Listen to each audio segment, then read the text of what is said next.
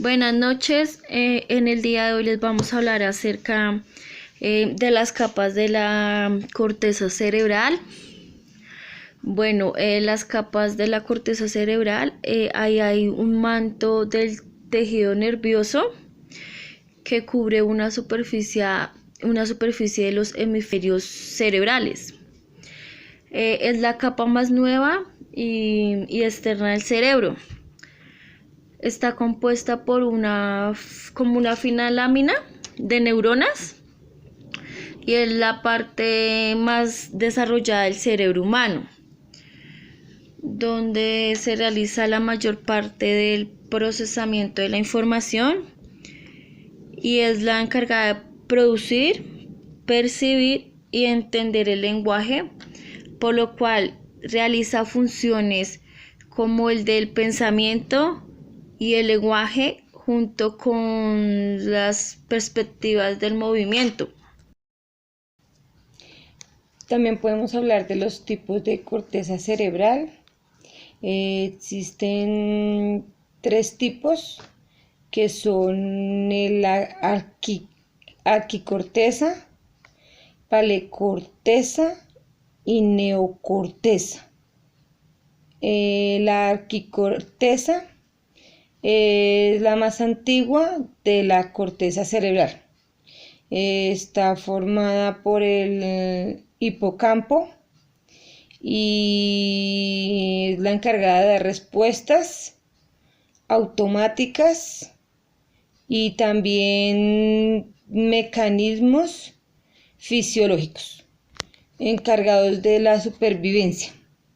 En ella actúa de manera instintiva. También encontramos la paleocorteza. Está dentro de las zonas más primarias y evolucionadas de la corteza cerebral. Allí se albergan las terminaciones de las vías olfatorias, encontrándose allí la corteza, que es la zona de la corteza cerebral más reciente, y ella se encarga de los procesos de pensamiento y razonamiento abstracto de nuestro cerebro. También vamos a hablar acerca de las áreas cerebrales. Entonces, nuestro cerebro está dividido en 4 áreas, las cuales son denominadas lóbulos. Entre esos lóbulos encontramos el lóbulo frontal, el cual se identifica en la imagen que tenemos en la parte rojita.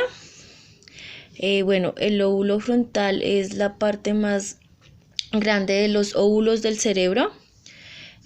Contiene principalmente la corteza motora primaria. Ahí es donde se encuentran las neuronas que controlan los músculos. También encontramos el lóbulo parietal. Este lóbulo parietal está identificado de color amarillo también en la imagen y es quien aloja la corteza somatotensorial, algo así, la cual está relacionada con neuronas relacionadas con el tacto. Encontramos también el lóbulo occipital, está situado con color verde igualmente en la imagen. Contiene la corteza virtual. Primaria está localizada en la parte inferior y procesa la información visual que llega por la retina, o sea, todo lo que observamos, eso es lo que procesa.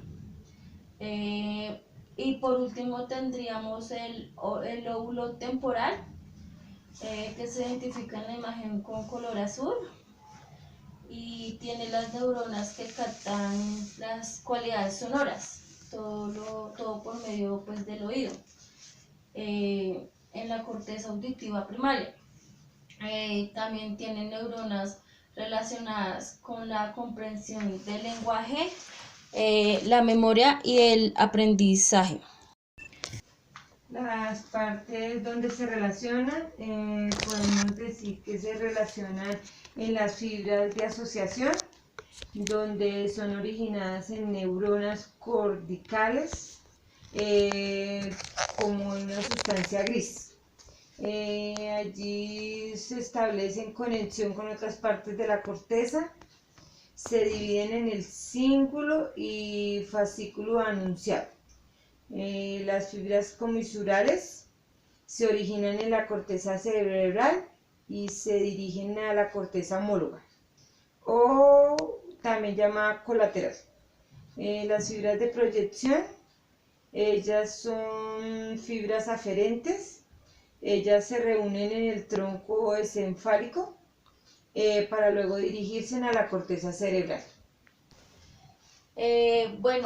Tenemos diferentes tipos de neuronas, pero antes de hablar de los diferentes tipos de neuronas, pues quiero especificar qué es una neurona. Una neurona es una célula del sistema nervioso y su función es la excitabilidad eléctrica de su membrana plasmática. Están especializadas en la recepción de estímulos y conducción del impulso.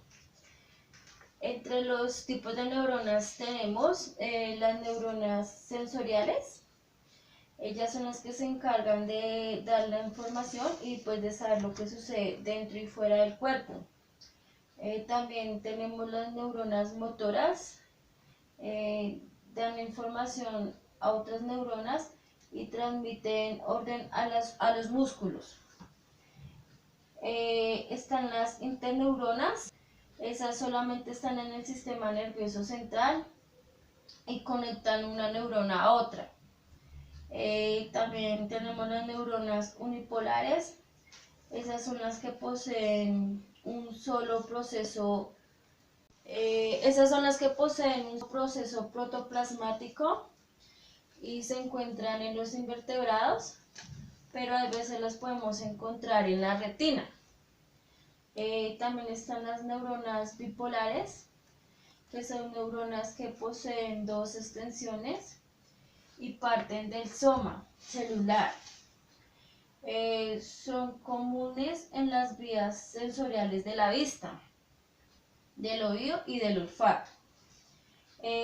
Las neuronas multipolares, la mayoría de neuronas multipolares pertenecen a pertenecen a ese grupo. La mayoría de neuronas pertenecen al grupo multipolares y se componen de un solo axón. Las neuronas aferentes también las conocemos como células receptoras. Reciben y envían información desde los órganos y los tejidos hacia el sistema nervioso central. Por último están las neuronas inferentes, también llamadas neuronas motoras. Ellas son las que se encargan de enviar los impulsos desde el sistema nervioso central hacia los músculos. Vamos a hablar pues un poco de la transmisión sináptica. Pues más o menos lo que entiendo sobre la transmisión sináptica es que los neurotransmisores son sustancias químicas creadas por el cuerpo. Ellas que hacen, transmiten señales, pues es decir, información, desde una neurona a la siguiente, a través de unos puntos de contacto llamados sinápticos.